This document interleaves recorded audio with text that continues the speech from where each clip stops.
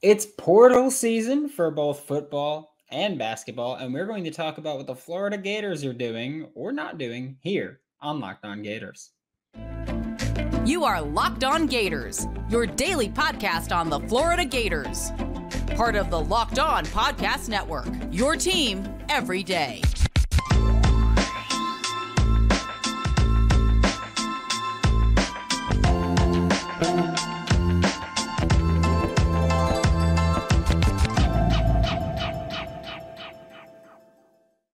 Hello and welcome back to another episode of Locked On Gators, part of the Locked On Podcast Network, your team every day. Thanks for making Locked On Gators your first listen of the day. We are available daily and free wherever you listen to podcasts. Happy Friday. I'm Brandon Olson. Find me on Twitter at WNS_Brandon. And you everydayers know you can find my written work with Whole Nine Sports, Giants Country, NFL 33. But now joining me is going to be Brandon Carroll from All Gators. Joining me now for Locked On Gators is Brandon Carroll with All Gators, and you've been here before, Brandon. You know how it is. You are the better Brandon. We get it. So that we'll just get that out of the way right now. But so far for the Florida Gators in the transfer portal, in football-wise at least, they've gotten one commit so far in Michigan safety RJ Moulton. How do you feel about the addition? Because I know that I personally loved it, but how do you feel about it?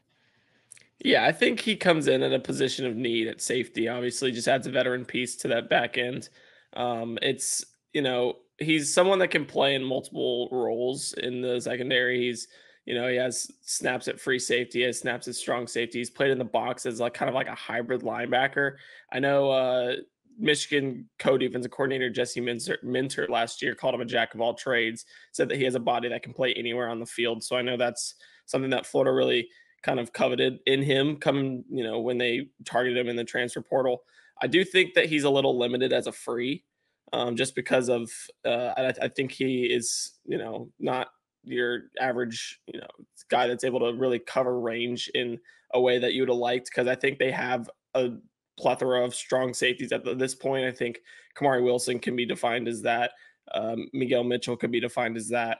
And then, some of the younger guys like Jordan Castell could be defined as that. And then really only have Bryce Thornton, who's going to be, just someone that's trying to learn the game as the year goes on. So I do think that they could have went for someone that could be in that kind of rangy safety spot a little, in front of Moten. But I do think he's going to be a viable contributor for Florida this year. And who knows, maybe he can prove me wrong and be able to operate in that role, because he did at Michigan at points.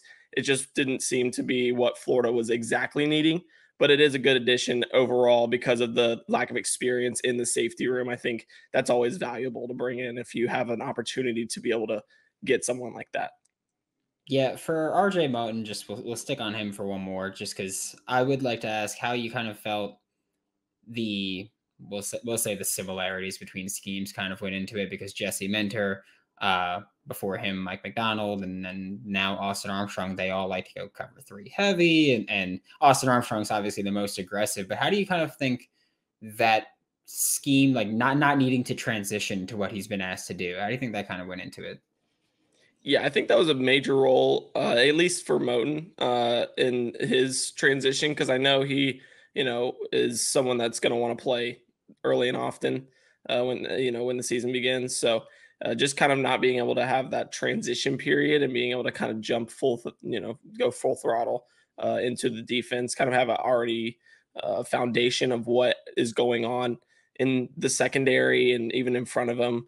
He'll be using a lot of pressures. They'll do a lot of simulated pressures where they drop an edge and rush him at, points and things like that. So I think that'll really benefit him, just having that base knowledge of what Austin Armstrong wants to do. Like you said, he's more aggressive, so there's going to be a bigger pool of blitz packages and things like that he's going to have to learn. But at the same time, it's going to be a good fit if he's able to kind of learn those little intricacies and details at a quick rate going forward.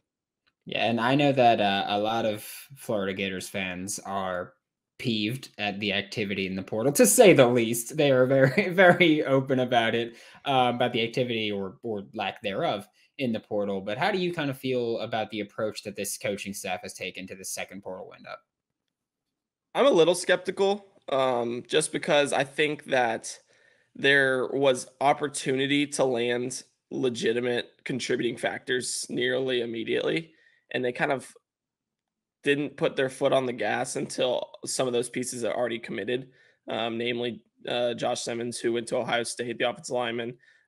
He was expected to, visit Florida and kind of be. Florida was the front runner in that recruitment, but he went to Ohio State and they shut it down on the visit, canceled his Florida visit, and that's all she wrote. So I think that there's a skepticism, rightfully so, from fans that say, all right, what is Florida doing in terms of why are they waiting so long before they really start targeting and getting these guys on campus? And I think that the skepticism is warranted just because, you can't slow play the transfer portal because it's such a fast paced environment. It's not like high school recruiting where you have time to really dive into the evaluations and go through from bottom to top like Billy Napier and co likes to do, but it doesn't sound like they're going to be changing that anytime soon. It sounds like they're going to be stuck in that, kind of process that they have. And that worries me. It does. I think that they need to move a little bit quicker and they need to be able to go get talent at positions of need that can fill spots immediately and contribute at a high level this upcoming season. And, there's pieces that are out on the market, some of which are positions of need, some of which are just good players.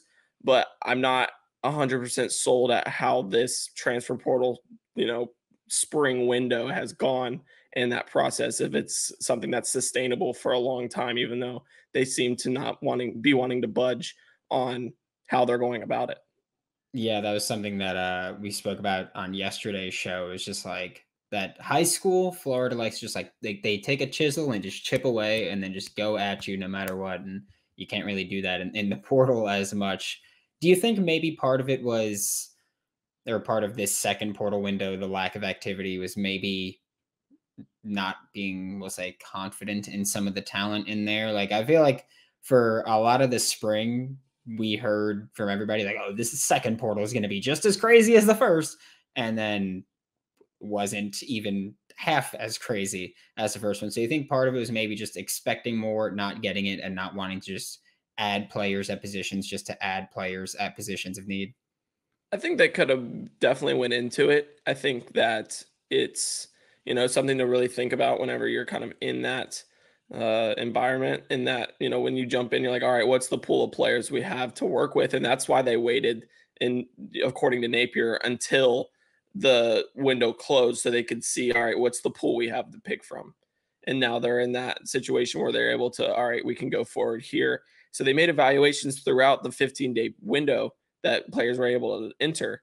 But at the same time, there was talk about how he didn't want to target anyone in the transfer portal during the 15-day window because he didn't want players on the current Florida team to leave.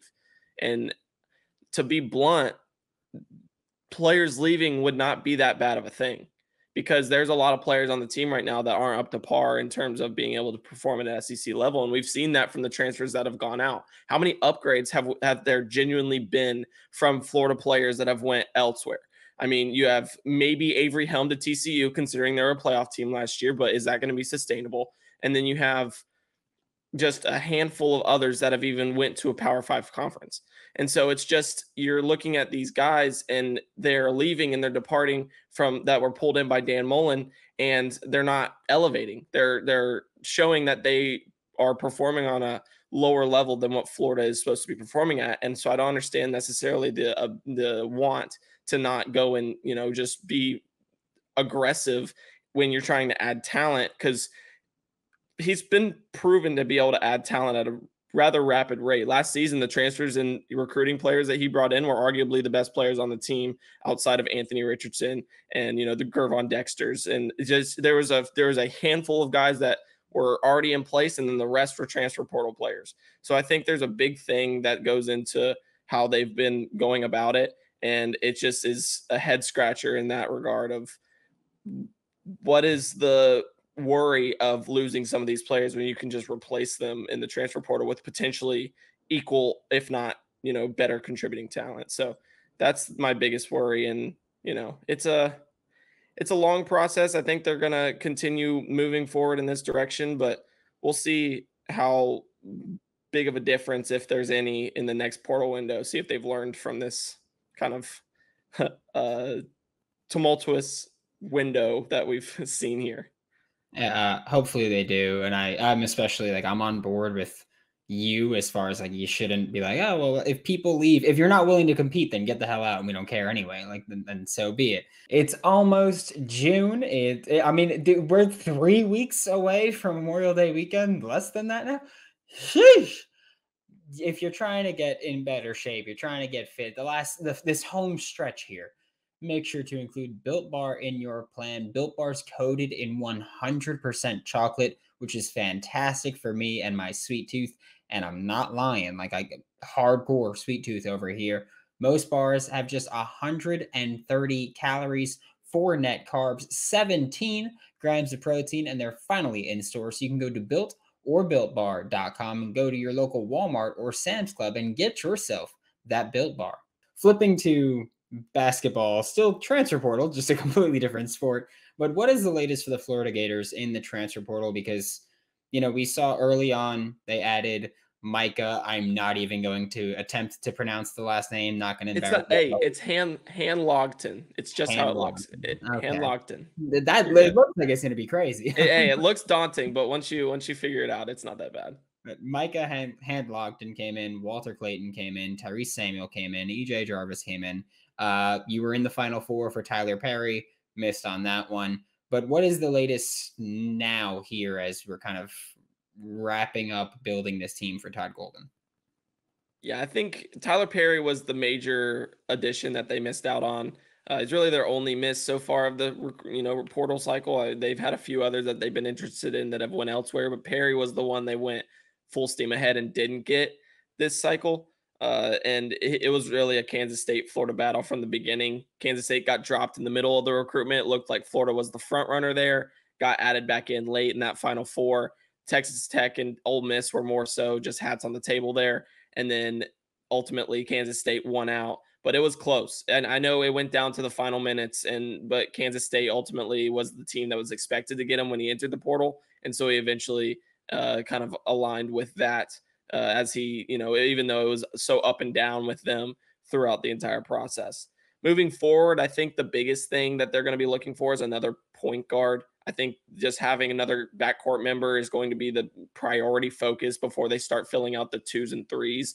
I've heard Jordan Dingle from Penn is someone they're looking at pretty seriously. He averaged 23.4 points per game last season, which was second in the entire NCAA behind the all-time leading scorer in college basketball, Deontay Davis and Anthony Davis or something like that, and who played for Detroit Mercy. So there's him. I know they looked at Quez Glover for a little bit for a potential reunion before he committed to BYU. There's a guard from Missouri, Kansas City that they're looking at that's still out there. So they have options, but I don't think they've really pinned down exactly who they're going to be targeting. I think Dingle is definitely the major. If they were to build a board right now, or if I was to try to see what their board is, it would be Dingle at the top. Envision what they have out there, because they definitely have something in the works, but it's not clear to the public eye yet. So I think the biggest thing here is targeting one of those backcourt members and then filling out on the wing. You'll get probably a 3 and another 4 or 2 3s moving forward, so that they can kind of operate in that offense and have significant depth for both ends of the court moving forward. Yeah, Florida likes to add UMKC players. That's just that. Hey, they'll get Brandon McKissick to recruit them. Hey, maybe. But last time we spoke, we had all these additions were already set. The only change was Tyler Perry was still up in the air last time you were here. And we kind of spoke about this year's process not necessarily being easier for Todd Golden, but he had more time to prepare this time. Last year he got hired and kind of had to rush and fill out this roster, and it didn't go great. We spoke about missed evaluations, partially due to having to rush to just build a roster here. But now you get to actually see your team play in your system for a year. You get to see how this team works out, what the roster is made of. You know who's going to the NBA draft, who's leaving. But how do you feel about this year's class compared to last year's class, just given all of those changes of being better prepared this time around? Yeah, I like this year's class a lot. I think last year it was more so they had the, pieces already in tow, and then they had to fill out patchwork to be kind of alongside those pieces. And I don't want to say they rushed it, because I do think they worked diligently last season. I just don't think that, like I said in the last time we spoke, I think some guys underperformed, Kyle Lofton being the main one. Just as a scorer, I thought he was a good floor general, a good facilitator. He just didn't operate as a scorer, being able to get to the basket as they expected him to be. And so that kind of immediately hurt them in going into the season. But now you look at the roster, there's no remaining players from Mike White. Everyone's gone. There is a full overhaul of talent that is completely Todd Golden's. So it's going to be able to work in a way that it's all his guys, it's all his system, it's the pieces that he needs to succeed in his eyes. So automatically you look at that and that's a win. And then you have the scoring in the backcourt from Riley Kugel and Walter Clayton Jr. You have an explosive four, which is what he's going to look for, that can shoot as well. So he can step out and he can, shoot at all three levels, but he can get to the bucket. He can get rebounds. He can create blocks on the defensive end in EJ Jarvis. And you have two centers now, not just Colin Castleton and then Jatobo, who can give you a solid 15 minutes before he's winded. And that's nothing against Jatobo. That's just, he had a brutal recovery process from the eye injury, and he was unable to kind of get back to where he was entering that Tennessee game before he got the eye, because he was on his way to kind of being a major contributor before he got poked in the eye, and that had that just, awful course of recovery and surgeries and everything like that set. But now you have a legitimate two-man rotation in the backcourt, or in the front court. You have a dynamic wing duo in Riley Kugel and Will Richard, and you have Walter Clayton Jr., who can be a primary ball handler, and they're going to bring in another ball handler. So it just looks like they're filling out the pieces that are needed to operate in this team at a high level. And they just didn't have that last year. A lot of the players they took were project pieces. They put some film on tape that kind of has intrigued other talent to come to Gainesville. And so because of that, they look to be on their way to being a legitimate SEC contender, if not, just being in that consistent race to be one of the teams that every team has to take seriously and really anchor down against if they're going to be able to really, compete, because it's looking like a team that can compete consistently all year long, whereas last year there were lapses in that area. Yeah, I do not miss the days of Mike White. I will say that. But still on the topic of players leaving Florida, since we've been doing that, the NFL draft was a couple weeks ago at this point. Florida had 6 players drafted, if not mistaken, more UDFAs added as well. But for you, what would you say is the most surprising pick from this Gators draft class, whether it's too early, too late, or you were just like, why did that team take him? Yeah, I'd have to go with Ventrell Miller to Jacksonville in the 4th round. I think in a vacuum, I think it's a good fit. I am skeptical about how early he was taken, just because of the injury history. He's undersized, and they just didn't have their lack of testing numbers. He's kind of gotten a knock throughout the process, and I can see it. I think his play speed is faster than his straight line speed. I think he plays faster than he would run in like a 40. But I do think there is room for improvement at that point, and I'm not necessarily confident that that's coming.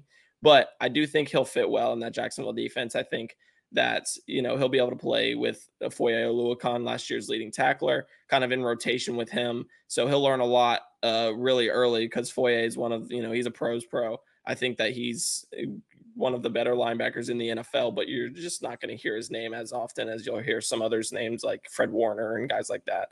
But I do think that he's in a good position to learn. He's in a good position to kind of contribute on special teams and be a rotational backer for Jacksonville. And, he'll have Chad Muma and Devin Lloyd alongside him at the weak side backer spot. So he'll have a lot of athleticism and veteran presence and just production around him that I think will make him fit.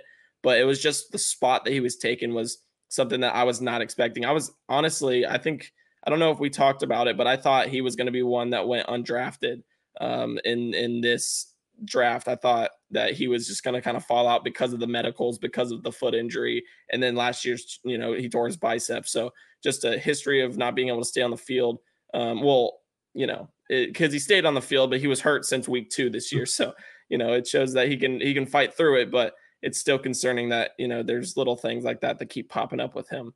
So just to have him go that early is concerning, but I do think he slides in nicely in this rookie camp coming up, and then he's able to kind of make some moves to be that rotational backer and kind of beat out Shaquille Quarterman for that secondary middle linebacker spot in Jacksonville.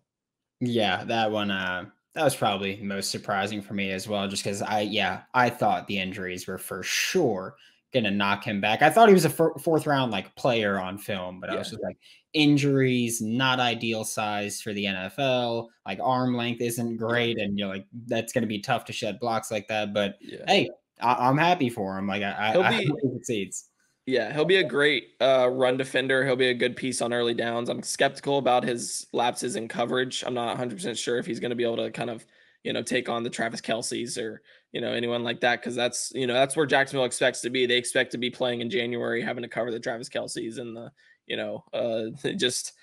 playing the Bengals offense and things like that. It's a difficult thing to guard. So you look at a rotational backer that is going to have to, be limited to those early downs, and you take them in the 4th round with a history of injuries and, the kind of lapses in coverage. And it's just kind of, it's nerve-wracking initially, but I think that'll be a good spot. I think he'll kind of find his niche there and be able to work through some of the limitations that his skill set brings as he kind of makes this jump from college to the NFL. Because like you said, on tape, he brings 4th round talent, 5th round talent. And, I just expected him to be a 7th, round undrafted kind of key free agent in the undrafted free agency just because of all those concerns. But I'm confident that he's going to be able to contribute in a big way off the bench for Jacksonville. Yeah, I'd imagine he destroyed the interview process. That's the only thing I could think of. But I'm not surprised either. Yeah, he's a good interview at all. What was your favorite Gator to NFL team fit following the draft? So I probably would have said this no matter who picked him up, but Amari Burney to Las Vegas, because I love Amari Burney as a next level prospect. I think he's going to be a better NFL player than he was a college player because he's able to do it all. He can play that weak side backer spot. He can scoot out and, cover a tight end or a slot receiver if he needs to. He has a history of playing in the secondary. He can drop back and play safety on sometimes in different situations whenever you need, a guy in the box or you want to run one high and you have someone playing in like a creeper, like how Patrick Toney liked to do here at Florida in rush situations. So I think there's a lot that you can do with him. He can be that Swiss Army knife in that Vegas, 2nd and 3rd levels, and he can even rush the passer. So you just have him to where he can play all 3 levels. He can really produce in really anything that you want to put him at, put him in any situation you want to put him in.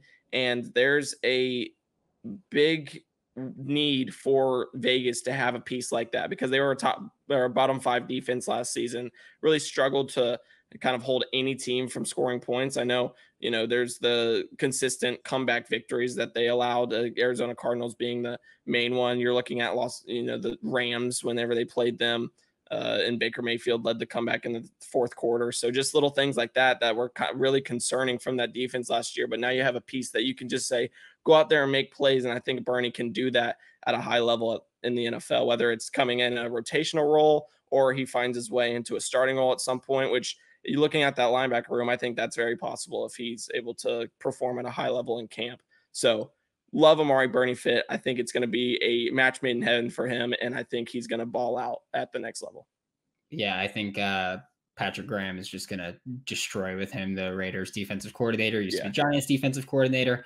I think he's going to absolutely destroy, but I am going to put you on the spot a little bit now where it's obviously way out in advance, but which Gator do you think will be the highest drafted in 2024? Jason Marshall Jr. I think he's going to be a first rounder, potentially even the first cornerback off the board if he has another year like he did in the second half of the season. I think Florida's going to play a lot more press man this year, which will really kind of help him hone or showcase, I should say, his skill set, because that's where he excels. And if you're looking at, you just have to put someone on an island, Jason Marshall Jr. is the guy you want to be able to do that with.